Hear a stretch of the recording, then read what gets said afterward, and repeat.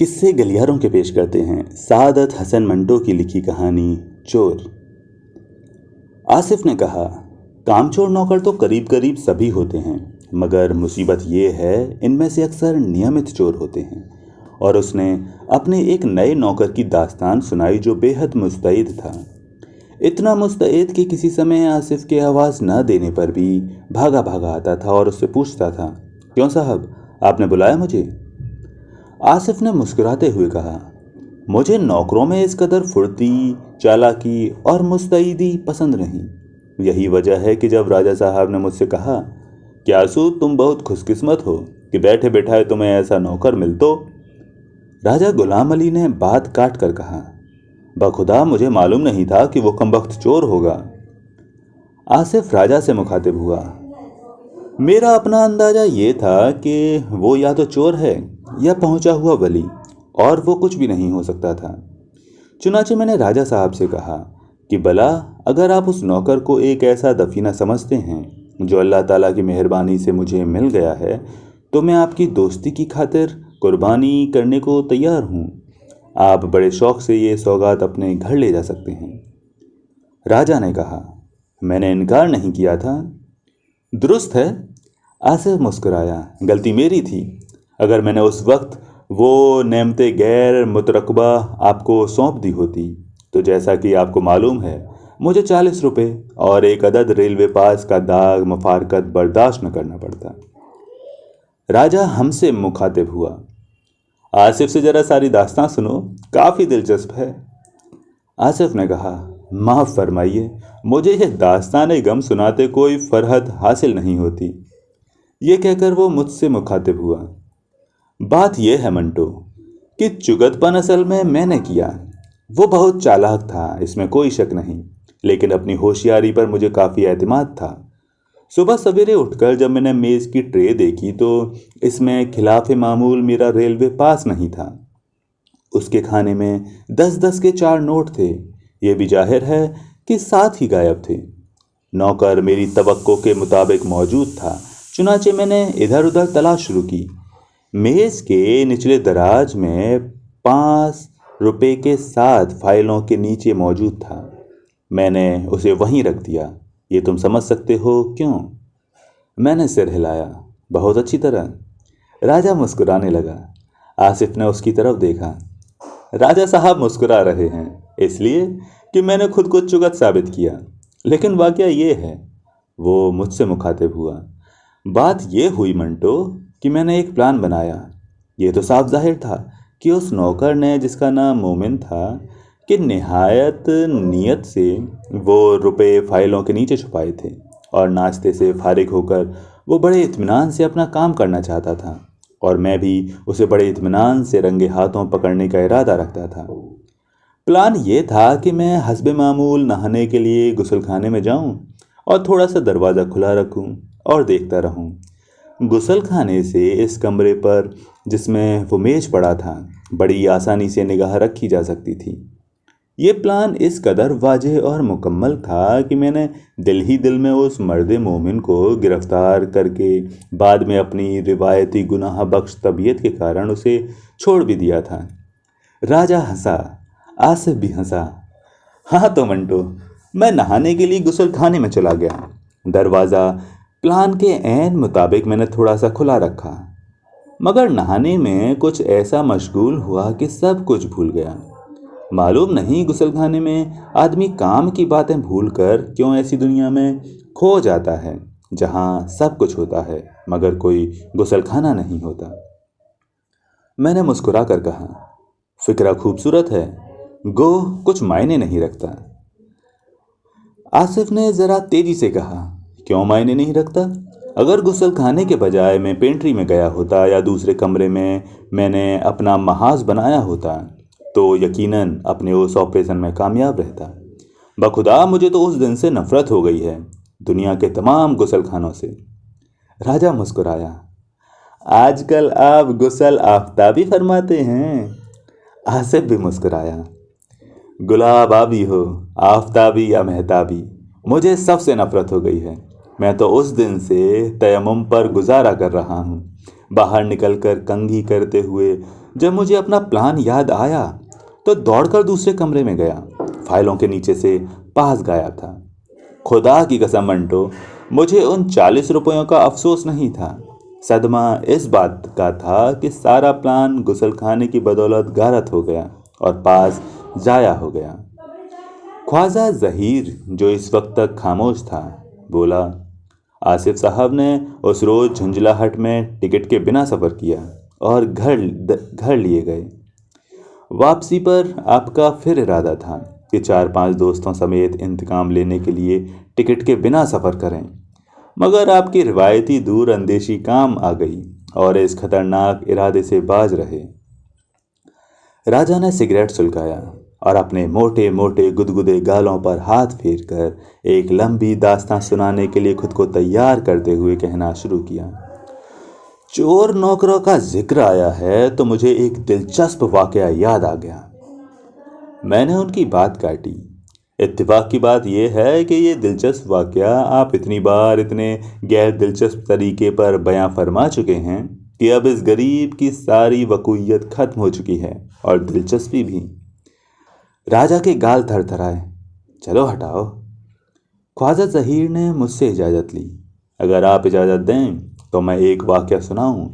मुमकिन है आपको इसमें दिलचस्पी का कोई पहलू मिल जाए। ख्वाजा जहीर आम तौर पर शैतान की आंत की तरह लंबी होने वाली गुफ्तगू में हिस्सा नहीं लिया करता था और अपना वही तजुर्बा आपके सामने बयां में लाया करता था जो इस पर काफ़ी असर अंदाज हुआ हो। चुनाचे मैंने उससे कहा, आप तकल्लुफ़ से काम न लें, ख्वाजा साहब बेतकल्लुफ़ इरशाद फरमाएं। ख्वाजा जहीर ने कदरे तकल्लुफ़ से कहना शुरू किया, 10 रुपए की चोरी बज़ाहिर बिल्कुल मामूली चोरी है। घर में आए दिन नौकर ऐसी चोरियों के मुरतकब होते रहते हैं।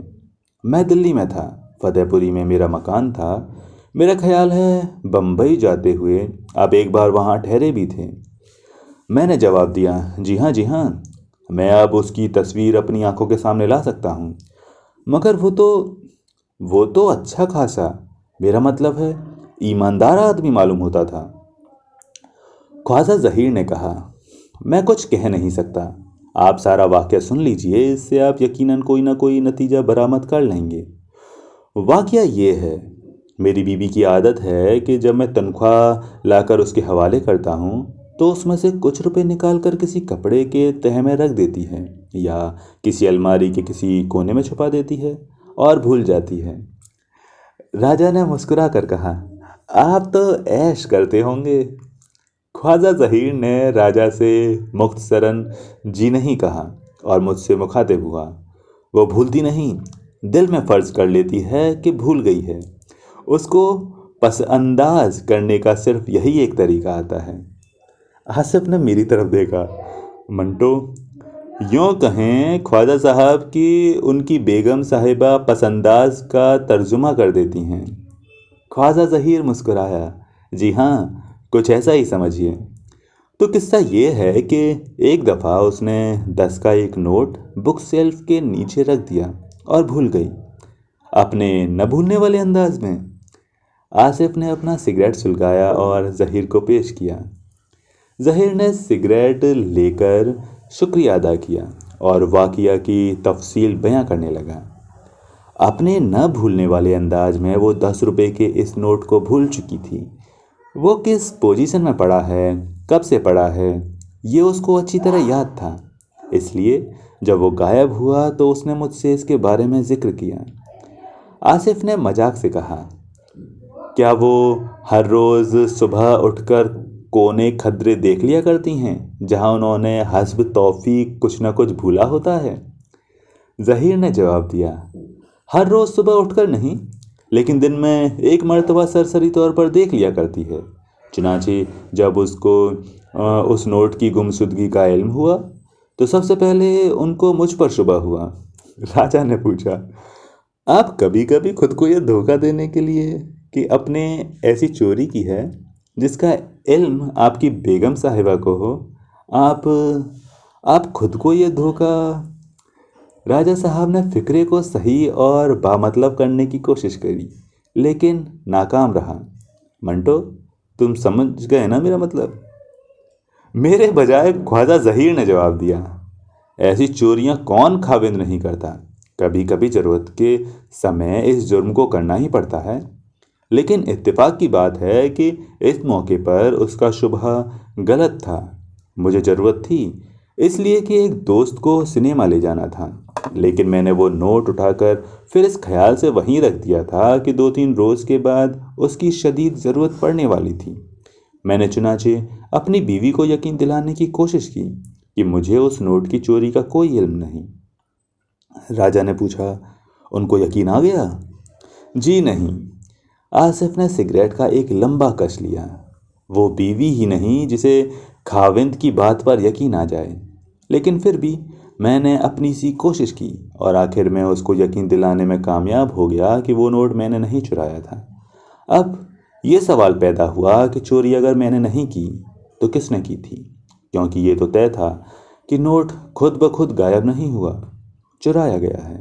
اور دو چار بنانے سے یہ بھی معلوم ہو گیا تھا کہ میرے دفتر جانے کے بعد کسی نے اس پر ہاتھ صاف کیا ہے، کیونکہ دفتر جاتے ہوئے میں نے اسے چرانے کا خیال کیا تھا اور اسے کسی دوسرے وقت پر اٹھا دیا گیا۔ راجا مسکرایا، بزرگوں نے ٹھیک کہا ہے، آج کا کام کل پر نہ چھوڑو۔ خواجہ ظہیر نے راجا کی بات سنی، مگر بزرگوں کے اس کہے کے متعلق اپنے خیال کا اظہار نہ کیا۔ گھر میں 2 نوکر تھے، ایک ملازم قادر، دوسرا صادق۔ صادق 2 دن سے چھٹی پر تھا، اس کی ماں بیمار تھی۔ بس ایک غلام قادر ہی تھا جس پر شک کیا جا سکتا تھا، مگر اس نے براہ راست مجھ سے مخاطب ہو کر کہا، جیسا کہ آپ نے ابھی فرمایا تھا، وہ اچھا خاصا ایماندار آدمی معلوم ہوتا تھا۔ کچھ سمجھ میں نہیں آتا تھا کہ ہم اپنے شک کا اظہار کیسے کریں۔ نوکروں کو ڈانٹنے ڈپٹنے، مارنے پیٹنے اور ملازمت سے ہٹانے کا کام میرے ذمے ہے۔ راجا نے مذاق سے کہا، بڑا اہم پورٹ فولیو آپ کے ذمے ہے۔ جی ہاں، بہت اہم، لیکن بڑا نازک۔ وہ ملازم خود رکھتی ہے، لیکن ہٹانے کا کام مجھ سے کراتی ہے۔ یہ کہہ کر خواجہ ظہیر مسکرایا۔ راجا صاحب کے گال بھی مسکرائے، جس کا کام اسی کو ساجھے، کوئی اور کرے تو خدا معلوم کیا باجے۔ آصف نے کہا، ڈنکا ہی ہوگا۔ جلدی سے کہہ کر وہ خواجہ ظہیر سے مخاطب ہوا، آپ جلدی اپنی داستان ختم کیجیے، مجھے اپنی ڈنکا کے ساتھ ایک جگہ جانا ہے۔ آصف بے تحاشا ہنسا، اپنی ڈنکا کے ساتھ؟ راجا کے گال بوکھلا گئے۔ آئی ایم ساری، اپنی بیوی کے ساتھ۔ سب ہنسنے لگے۔ میں نے خواجہ ظہیر سے کہا، راجا صاحب کو اپنی بیوی کے ساتھ جانا ہے، اس لیے آپ یہ داستان جلدی ختم کر دیجئے تاکہ یہ راستے میں اسے سنا سکیں۔ خواجہ مسکرایا، بہت بہتر۔ پھر تھوڑی دیر رک کر اس نے کہنا شروع کیا، معاملہ بہت ٹیڑھا تھا۔ غلام قادر کو ملازم ہوئے صرف 1 مہینہ ہوا تھا، بڑا ہی اطاعت گزار قسم کا آدمی تھا۔ ان دنوں سخت گرمیوں کے کارن برف کی بہت قلت تھی، ملتی تھی تو 8 آنے سیر، مگر غلام قادر 2 آنے کی اتنی ساری لے آتا تھا۔ صادق کو بہت تاو آتا تھا جب میری بیوی اس سے کہتی تھی کہ دیکھو غلام قادر کتنا اچھا ہے، تم تو پہلے درجے کے چور ہو، تو وہ بھنا جاتا اور اسے گالیاں دیتا کہ وہ یہ سب کچھ اسے نکلوانے کے لیے کرتا ہے۔ جب پہلی بار وہ 2 آنے کی بہت زیادہ برف لایا تو میں نے اس سے پوچھا کہ اتنی سستی تم کہاں سے لے آئے؟ تو اس نے جواب دیا کہ صاحب، برف والا اپنی دکان بڑھا رہا تھا، جتنی بچی تھی سب کی سب اس نے مجھے دے دی۔ جواب معقول تھا، لیکن دوسرے دن پھر 2 آنے کی اتنی ہی برف لایا اور قریب ہر روز لاتا رہا، کیونکہ میری بیوی نے اب سودا آدھی لانے کا کام اسی کے سپرد کر دیا تھا۔ اس کو میرے لڑکے سے بہت محبت تھی، ہر دوسرے تیسرے دن وہ اس کو چاکلیٹ وغیرہ دے دیتا تھا۔ 2-3 بار وہ میری بیوی کے لیے چنگیر بھر کے موتیوں کے پھول بھی لایا۔ اس پر چوری کا شک ہو سکتا تھا، لیکن مشکل یہ تھی کہ اس کا اظہار کیسے کیا جائے اور اس کی تصدیق کیوں کر رہے ہو۔ میں طبیعت سے بہت نرم ہوں، لیکن بیوی کے لیے مجھے اکثر نوکروں کو ڈانٹ ڈپٹ کرنی پڑتی ہے۔ جب چوری کا پتہ لگانے کے لیے مجھے بار بار اکسایا گیا تو میں نے غلام قادر سے پوچھ گچھ کر तहैया तैयार किया। ख्वाजा ने डिबिया से एक सिगरेट निकाला। राजा ने घड़ी में वक्त देखा और कहा, अल्लाह बीवी से बचाए। ख्वाजा ने सिगरेट सुलगाया। चुनाचे मैंने उसको अपने कमरे में बुलाया और कहा, देखो गुलाम कादिर, वो 10 रुपये का नोट जो तुमने बुक शेल्फ के नीचे से उठाया था वापस कर दो। राजा ने कहा, यह तरीका खूब था। ख्वाजा ज़हीर ने राजा की बात की तरफ ध्यान दिया। उसने किसी कद्र घबरा कर जवाब दिया, साहब कौन सा 10 रुपये का नोट, मुझे बिल्कुल मालूम नहीं। इस पर मैंने उसको डांटा, मगर वो फिर भी न कबूला। जब मैंने महसूस किया कि मुझे शिकस्त हो रही है तो मैंने ज़ोर का थप्पड़ उसके मुंह पर मारा। ये उसकी तवक्को के खिलाफ था। 1-2 सेकंड के लिए वो बिल्कुल मबहूत हो गया। मैंने एक और जड़ दिया और संगीन लहजे से उससे कहा, देखो गुलाम कादिर, तुमने अगर सच न बोला तो मैं पुलिस के हवाले कर दूंगा। उसने जवाब दिया, साहब मैंने चोरी नहीं की, आप मुझे पुलिस के हवाले कर दीजिए। राजा ने अपनी राय का इजहार किया, बड़ा पक्का चोर था। ख्वाजा ज़हीर ने न में अपना सर हिलाया, जी नहीं, वो पक्का चोर था न कच्चा। मैंने जब देखा कि मेरा वार खाली गया है तो बड़ी परेशानी हुई। कुछ समझ में नहीं आया कि उससे क्या कहूँ। मैंने आगाज़ ही इंतहा से किया था। अब क्या करता? 2 बड़े झन्नाटे के थप्पड़ मैंने उसको मारे थे। वो बेगुनाह भी हो सकता था। मुझे बहुत अफसोस हुआ। चुनाचे मैंने सच्चे दिल से माफ़ी मांगी और कहा, देखो गुलाम कादिर, मुझसे जाती हुई है, लेकिन बात यह है कि वो 10 रुपये का नोट गायब ज़रूर हुआ है। मैंने उठाया नहीं, तुम इनकार करते हो। इसका मतलब हुआ कि या तो हम दोनों सच्चे हैं या दोनों झूठे। बेगम साहिबा तुम्हारा कहना मान लेंगी, लेकिन मुझ पर उनका शक बहुत मजबूत हो जाएगा। मैं खुदा की कसम उठाकर कहता हूँ कि मेरी नीयत थी वो नोट उठाने की, बल्कि मैंने उठाया भी था, मगर फिर वहीं रख दिया था कि जब बहुत अशद ज़रूरत होगी तो ले लूँगा। मैं इस जज्बाती रो में कुछ और भी कहने वाला था कि गुलाम कादिर मजबूत लहजे में बोला, वो नोट मैंने उठाया था साहब। एक लहजे के लिए मैं चकरा गया। राजा ने कहा, बात चकराने वाली ही थी। ख्वाजा ज़हीर ने सिगरेट फर्श पर फेंककर बूट के तले से बुझाया। जी हाँ, मैंने गुलाम कादिर की तरफ देखा और हैरत से पूछा, तुमने ये चोरी क्यों की? गुलाम कादिर ने जवाब दिया, क्या करता साहब, बेगम साहब ने तनख्वाह नहीं दी। कहती थी कि मैं हमेशा नौकर की 1 महीने की तनख्वाह दबा कर रखती हूँ ताकि वो भाग न जाए। और उसने रुक रुक कर कहा, मुझे आदत है मालिकों की खिदमत करने की, उनके सिवा मेरा कौन होता है। उसकी आंखों में आंसू आ गए। मैले झाड़न से उनको पहुँचते हुए वो कमरे से चला गया। राजा ने पूछा, फिर क्या हुआ? ख्वाजा ज़हीर ने अफसोस भरे लहजे में कहा, कुछ नहीं, वो घर ही से चला गया था। तो दोस्तों, ये थी कहानी चोर, लेखक सादत हसन मंटो। उम्मीद है आपको कहानी पसंद आई होगी। अगर कहानी पसंद आई है तो वीडियो को लाइक करें, चैनल को सब्सक्राइब करें और बेल आइकन को दबाना ना भूलें। शेयर करेंगे तो बड़ी मेहरबानी होगी। कमेंट में अपनी राय सुझाव अवश्य दें। मिलते हैं किसी और दिन किसी नई वीडियो के साथ। तब तक के लिए नमस्कार।